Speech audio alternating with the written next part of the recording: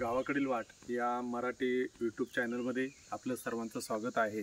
आज आपण जग प्रसिद्ध असे सांदन व्हॅली जी आहे त्या सांदन व्हॅलीमध्ये आपण जाणार आहोत। ही सांदन व्हॅली अहिल्यानगर जिल्ह्यातील अकोले तालुक्यातील सांब्रद ह्या गावाजवळ आहे। हे प्रवेशद्वार आहे। जर आपण बघितलं तर कळसुबाई राजा हरिश्चंद्र अभयारण्यामध्ये ही सांदन दरी आहे।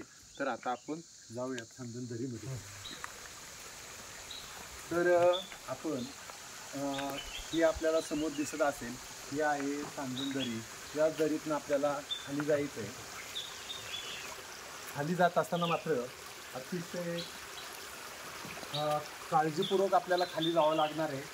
पाऊस पडलेले पाय घसरण्याची शक्यता आहे।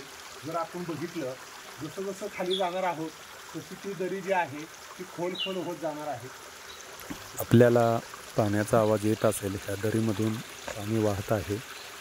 जसं जसं आपण या दरीमधून खाली उतरत जाणार आहोत तसं तसं आपल्याला थरारक असा अनुभव येत राहील।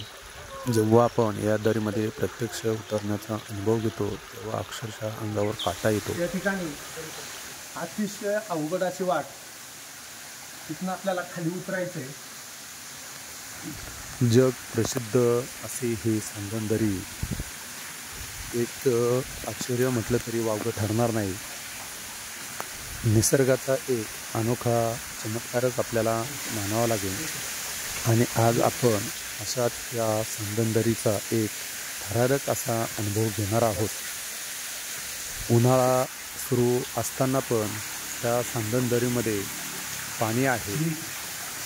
या सांदन दरीचा हा उल्लेख नेहमी केला जातो की आपल्या महाराष्ट्रामध्ये आहे, त्याचा आपल्याला अभिमान असायला हवा। पावसाळ्यामध्ये शक्यतो पर्यटक या सांदन दरीमध्ये उतरत नाहीत। याचं मुख्य कारण पावसाळ्यामध्ये पूर्णपणे इथं पाण्याचा प्रवाह जोरामध्ये असतो, त्याच्यामुळे पर्यटक पावसामध्ये खाली उतरत नाही। आपण असं पुढे जाणार आहोत।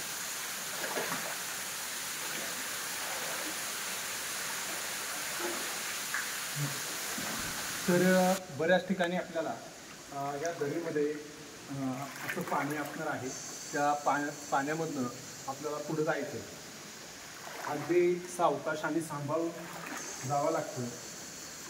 तर या सांदन दरीमध्ये वर्षभर असंख्य जे पर्यटक असतात ते भेट देत असतात। ही जग प्रसिद्ध असे सांदन दरी आहे। जर आपण बघितलं तर दोन्ही बाजूनी असे एक उंच कडे दिसत आहेत आपल्याला, आणि मध्ये एक खच आहे, म्हणजे एक दरीसारखा आकार इथं निर्माण झालेले आहे। आणि ह्याच दरीतनं आपल्याला खाली जायचं आहे। पर्यटक कधी कधी या दरीमध्ये मुक्काम पण करतात।